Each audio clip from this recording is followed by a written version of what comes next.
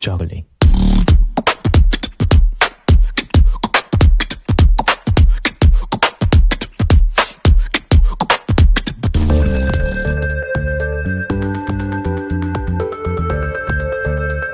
Hi, I'm Brad. I'm John. Right. We've done stuff from... I'm going to have to concentrate and get this right. Uh-oh. Beatpella House. There we go. I got it right. Beatpella House. Beatpella House. I keep putting in a. Yeah, we keep saying Beatpella House. Yeah, Beatpella. Beatpella. Yeah, Beatpella because it's a combination of the words beatbox and a cappella, according to them. Some people probably still say we're saying it wrong. Yeah. We try. Anyway. Well, he tries. I try. He doesn't. You'll notice that. Anyway, from Beatpella Studio, this is Solo Hiss. Okay. So Hiss, who developed an interest in beatboxing after copying a friend in school who beatboxed because it was fun. Yeah. I could see that. Yeah, he started competing in 2015. In 2016, he got his first place in competition, and he's had quite a lot of first places since. Right. He's only took him a year then, huh?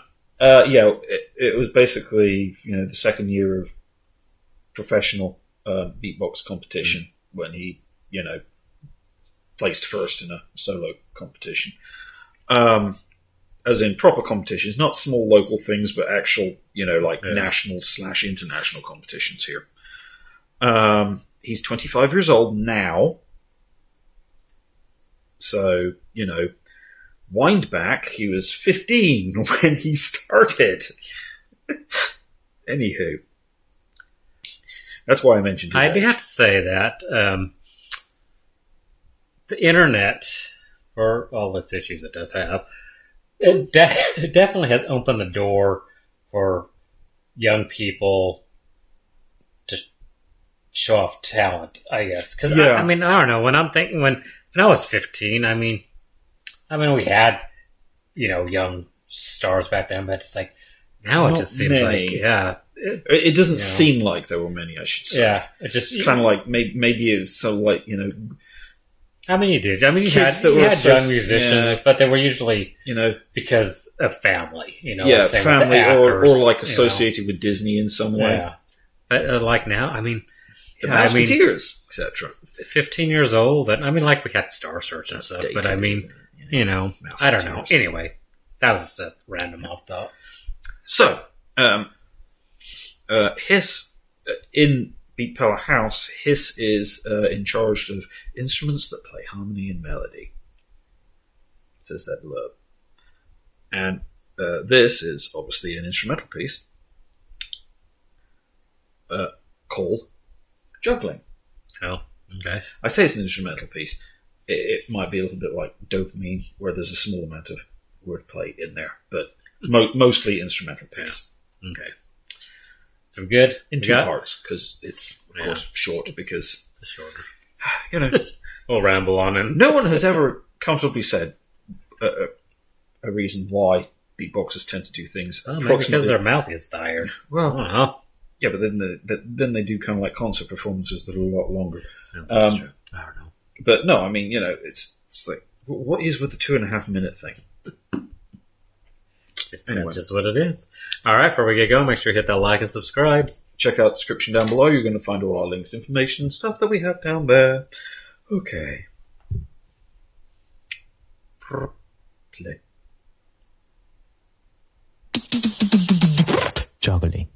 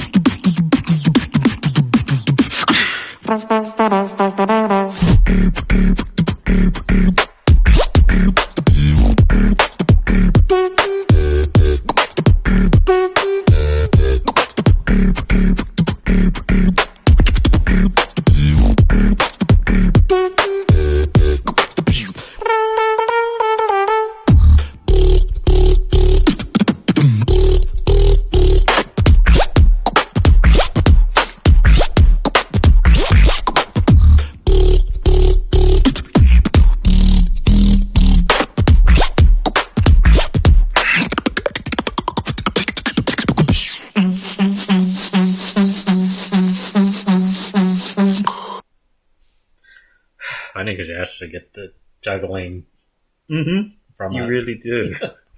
Well, he did say at the beginning, juggling. The tongue clicking gets me every time. Yeah. That's fun. I really like that. Obviously, he has some great horn sounds in there. Nice bass that he doesn't use enough. Okay, I'm a bit of a fan of bass stuff, but he doesn't use his bass enough. He should use that more. What else? There was something else. I think it was all great. It just blows my mind every time. Is like how you can Do that. Yeah. I know. And, you can tell, because of the way that it is, that this is, straight up performance too. Not, okay, I'm sure there was a little bit of post-editing. There always is. But, if you were to hear this live, basically, this is what it would sound like. Yeah. He's not using any looping or anything like that. It's all just straight guy with a mic. Yeah.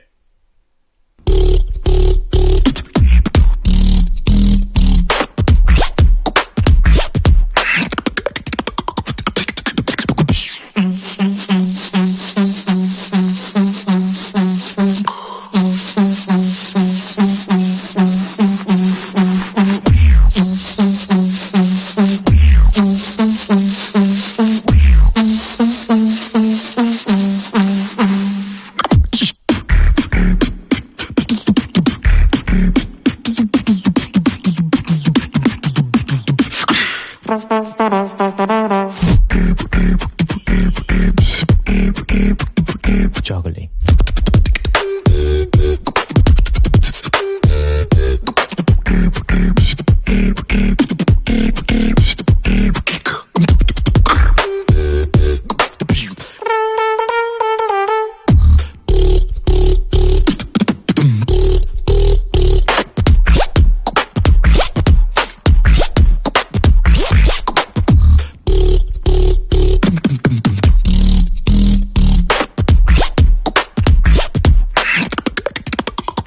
Juggling.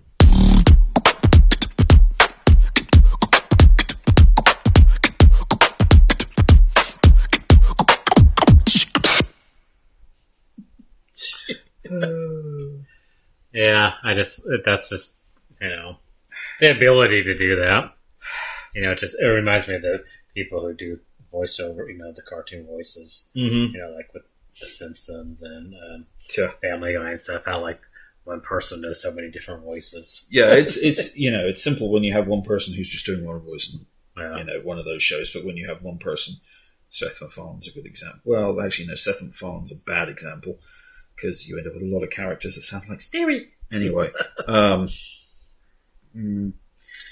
there's a character that sounds like Stewie in a cartoon series, it's probably Seth MacFarlane. But yeah, you end up with the people who do all the different voices in one show, and it's kind of like, wait, that was all the same person. Yeah. But just to mimic your voice, and whether it's speaking words or making sounds. or making sounds. It's It's the most powerful instrument there is.